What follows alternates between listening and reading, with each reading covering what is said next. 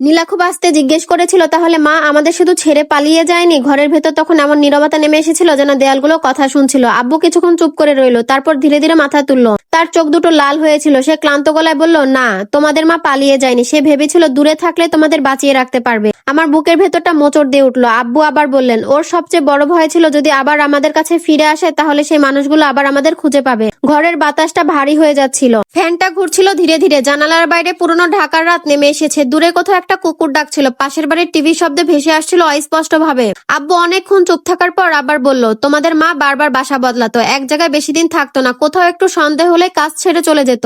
আমার মনে হচ্ছিল আমি যেন একটা সম্পূর্ণ অচেনা মানুষের গল্প শুনছি। এই নারীটাই কি আমার মা?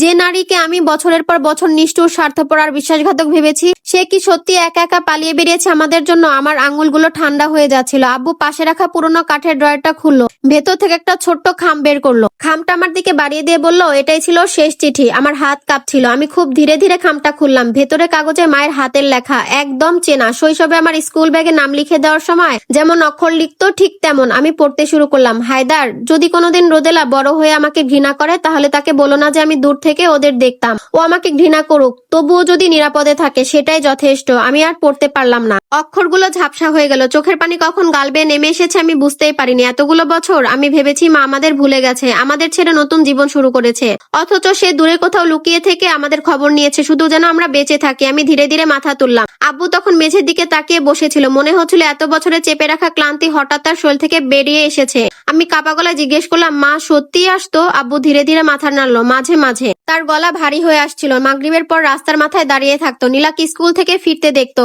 আর তোর ঘরের জানালা দিকে অনেকক্ষণ তাকিয়ে থাকতো। আমার বুকের ভেতর কিছু একটা ভেঙে পড়লো। হঠাৎ করে আমার মাথায় একটা দৃশ্য ফিরে এলো।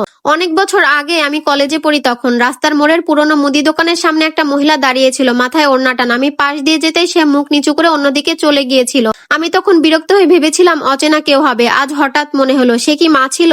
আমার নিঃশ্বাস ভারী হয়ে উঠলো। আব্বু ক্লান্ত গলায় বলল, তোমাদের মা সবসময় ভয় পেত যদি কেউ বুঝে যায় সে আবার আমাদের আশেপাশে এসেছে। তারপর আবার নীরবতা, একটা ভারী দীর্ঘ কষ্টে ভরা নীরবতা। মনে হচ্ছিল আমাদের ছোট্ট বাসাটা একসাথে 12 বছরে জমে থাকা সত্যি হজম করবার চেষ্টা করছে। সেই রাতের পর সবকিছু ধীরে ধীরে বদলাতে শুরু করলো। পুরোনো ক্ষতগুলো একদিনে ভালো হয়নি, কিন্তু প্রথমবারের মতো আমরা সত্যিটা জানতে শুরু করেছিলাম। কয়েক সপ্তাহ কেটে গেল।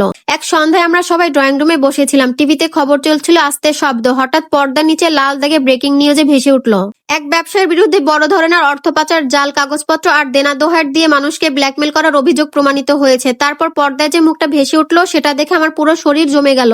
রাশেদ সিদ্দিকী, মায়ের সেই অফিসের বস। টিভিতে একের পর এক রিপোর্ট দেখানো হচ্ছিল, ভুয়া কোম্পানি, অন্যের সম্পত্তি দখল, ঋণের ফাঁদে ফেলে মানুষকে হুমকি দেওয়া, প্রভাবশালী লোকদের সঙ্গে যোগসূত্র। লোকটা এত বছর সম্মানী ব্যবসায়ের মুখোশ পরে ঘুরে বেরিয়েছে, অথচ ভেতরে ভেতরে একটা ভয়ঙ্কর জাল বুনে রেখেছিল। কয়েকদিন পর খবর এলো তাকে গ্রেফতার করা হয়েছে। আর সেদিনের দৃশ্যটা আমি কোনোদিন ভুলবো না। আব্বু টিভির সামনে দাঁড়িয়েছিল একদম চুপচাপ। পর্দায় দেখা যাচ্ছিল রাশেদকে পুলিশের গাড়িতে তোলা হচ্ছে। সে ক্যামেরা থেকে মুখ লুকানোর চেষ্টা করছে। আর নীলা, সে বসে বসে কাঁদছিল, স্বস্তির কান্না, অনেক বছরে জমে থাকা ভয়ের কান্না। আর আমি প্রথমবারের মতো অনুভব করলাম আমাদের বাসা থেকে হয়তো সত্যি ভয়টা একটু একটু করে বের হয়ে যাচ্ছে। তারপর একদিন আব্বুর ফোন বেজে উঠলো। আমরা কেউ কিছু বলিনি, কিন্তু আব্বুর মুখের পরিবর্তন দেখে বুঝেছিলাম ওপাশে মা। প্রথম কয়েকদিন কথাগুলো খুব ছোট্ট ছিল, দ্বিধাভরা, অপরিচিত মানুষের মতো। মা জিজ্ঞেস করতো, রোদেলা কেমন আছে? নীলার চাকরিটা হয়েছে? তুমি ওষুধ খাচ্ছ? মনে হতো সে যেন ধীরে ধীরে আমাদের জীবনে ফিরে আসার সাহস খুঁজেছে। তারপর ফোন বেড়ে গেল, মেসেজ আসতে লাগলো, লম্বা লম্বা মেসেজ, ক্লান্তি ভরা, অপরাধবোধে ভরা, অগণিত না বলা কথায় ভরা। অনেক রাতে আমি দেখতাম আব্বু ছাদে দাঁড়িয়ে ফোনে কথা বলছে, তার কাঁধ কাঁপছে। এক রাতে ঘুম ভেঙে আমি শুনেছিলাম আব্বু বলছে, অনেক হয়েছে, এবার ফিরে আয়। তার গলাটা ভেঙে যাচ্ছিল। শপথ করে বলছি, এখন আর কিছু চাই না, শুধু তুই ফিরে আয়। ওপাশ থেকে কি বলছিল আমি শুনতে পাইনি, কিন্তু মায়ের কান্নার শব্দ শুনছিলাম। সেই রাতের পর থেকে আব্বু প্রতিদিন সন্ধ্যায় ফোনের অপেক্ষা করতো। মাঝে মাঝে মা কিছু ছবি পাঠাতো, এক কাপ চা, পুরোনো কোনো রাস্তা, মেঘলা আকাশ, বৃষ্টি ভেজা জানালা। মনে হতো সে এক একটা ছবি দিয়ে একটু একটু করে আমাদের কাছে ফিরে আসছে। আর আমি বারবারই সেই পুরোনো চিঠিগুলো পড়তাম। প্রতিবার মনে হতো আমি যেন আমার মাকে নতুন করে চিনছি। কিন্তু গল্পটা তখনও শেষ হয়নি। প্রায় 1 মাস পর হঠাৎ আরেকটা খবর ছড়িয়ে পড়লো, জেলে রাশেদ সিদ্দিকী মৃত অবস্থায় পাওয়া গেছে। পুলিশ বলল আত্মহত্যা, কিন্তু মানুষ নানান কথা বলতে লাগলো। কেউ বলল সে অনেক বড় লোকের নাম জানতো। কেউ বললো তাকে চুপ করিয়ে দেওয়া হয়েছে, আমরা আর কিছু জানতে চাইনি। আমাদের ক্লান্তি তখন সত্যের চেয়ে বড় হয়ে গিয়েছিল।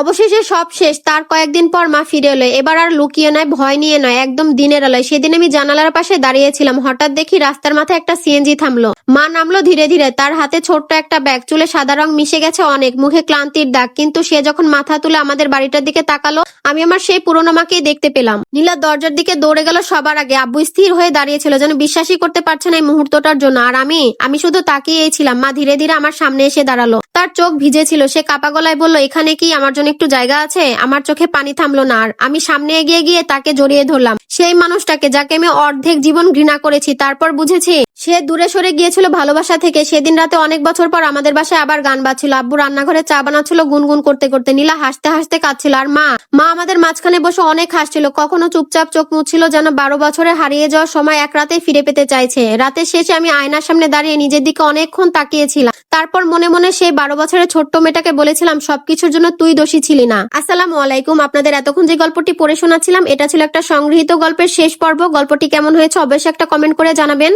আর গল্পটি যদি আপনাদের কাছে ভালো লেগে থাকে তবে একটা লাইক এবং শেয়ার করে দিবেন। আর এমন সুন্দর সুন্দর গল্প শুনতে আমার পেজটিকে ফলো দিয়ে আমার পেজের সাথেই থাকবেন। সবাইকে আল্লাহ হাফেজ।